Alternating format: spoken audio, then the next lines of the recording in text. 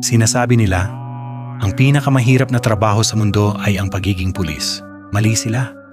Ang pinakamahirap na trabaho ay ang panunood sa sarili mong anak habang unti-unti siyang kinukuha ng kamatayan at wala kang magawa kundi ang maghintay. Nakatingin ako sa kanya ngayon.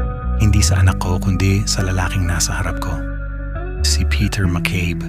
Isang sociopath, isang serial killer, isang halimaw na walang kaluluwa. At siya lang ang kaisa-isang tao sa mundong ito na may tugmang bone marrow para iligtas ang anak ko. Alam niyo ba ang pakiramdam na kailangan mong protektahan ang taong pinakakinasusuklaman mo?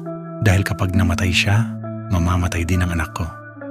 Dinala namin siya sa ospital, mahigpit ang seguridad. Nakaposas ang mga kamay at paa. Pero sa likod ng mga matang iyon, alam kong nagpaplano siya. Tinanong ako ng mga kasamahan ko, Frank, sigurado ka ba rito? Hindi ko alam ang sagot.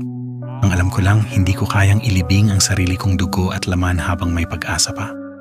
Pero ang pag-asa, madalas ay isang patibong.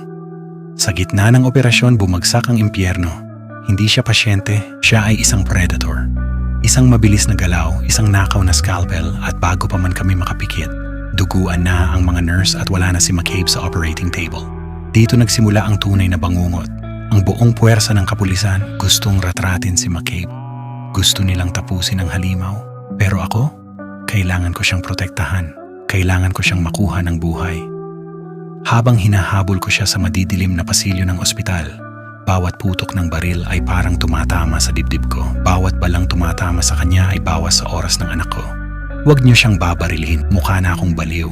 Kinakalaban ko ang sarili kong mga kasama para sa isang mamamatay tao. McCabe knows this. Alam niyang hawak niya ako sa leeg. Pinaglalaruan niya ako. Tumatawa ang demonyo habang ang anak ko ay naghihingalo sa ICU.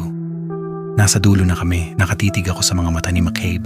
Ang baril ko ay nakatutok sa kanya pero ang kamay ko ay nanginginig. Hindi dahil sa takot, kundi dahil sa galit. Sige Frank, iputok mo. Hamon niya sa akin. Ngumisi siya, alam niyang talo ako. Kung papatayin ko siya, magiging bayani ako sa mata ng publiko pero mamamatay ang anak ko. Kung hahayaan ko siyang mabuhay, baka makatakas siya at pumatay muli. Gaano kalayo ang kaya mong itaya para sa taong mahal mo? Gagawin mo rin ba ang ginawa ko? Magiging kakampi mo rin ba ang kadiliman para lang makakita ng liwanag ang anak mo?